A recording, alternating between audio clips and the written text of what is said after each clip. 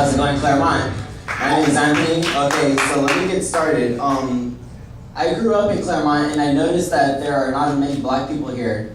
Well, there are black people, but you really don't notice them there without them having dreadlocks or maybe riding a skateboard or something like that.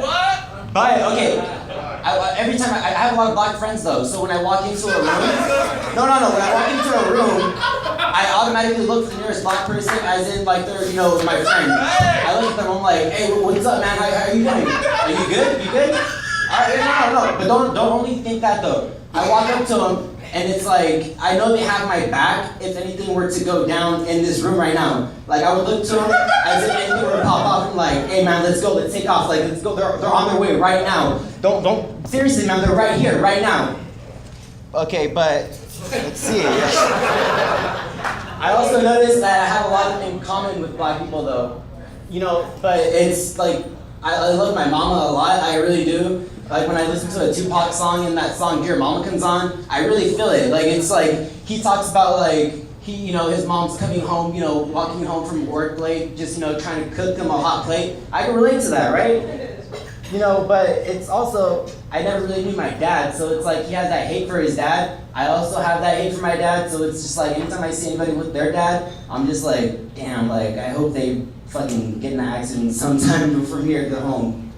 I don't know, but it's like, also what I have in common is I also sold weed at one point in my life. And any black person they sold weed also at one point in their life. It's just like, they like to, it's like, but also they get really competitive when they're rolling a blunt. It's like they have a blunt, it's like they think they can roll it better than you automatically. You're rolling it, and it's just like, hey man, hey, there's something rolling off that tray, man. Get that off your lap. Like, oh fuck, shit. All right, my bad, bro. My bad. Also, I noticed that like when I'm watching a scary movie, I also talk back to the movie. It's just like I'm right there. Hey man, watch out! He's right there. He's right behind you. Get up! Watch out! But I just get so scared because I don't want to watch too many scary movies after the first couple of them. But let's see.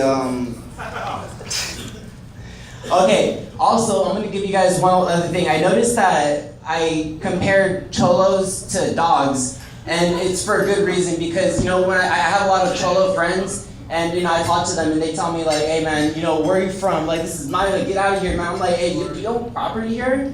Like, where's your house at? I've never seen you, I've never seen your car pull up anywhere around here. And they're just like, well, this is my hood, but they tag like their hood right behind, right behind my alley is just like whatever, some type of letters.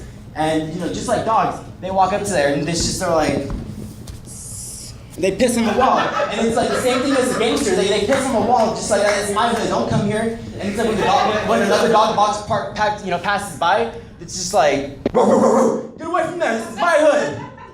Also, they get girls pregnant just as much as they do, a regular person. And it's like, cholos and dogs, the pregnancy rate is probably the same if I were to compare them, statistically wise. And they also happen to call their girls bitches. I don't approve of that, but it's just something that happens. They call, bitches, whatever. All right, my name's Anthony. Thank you guys.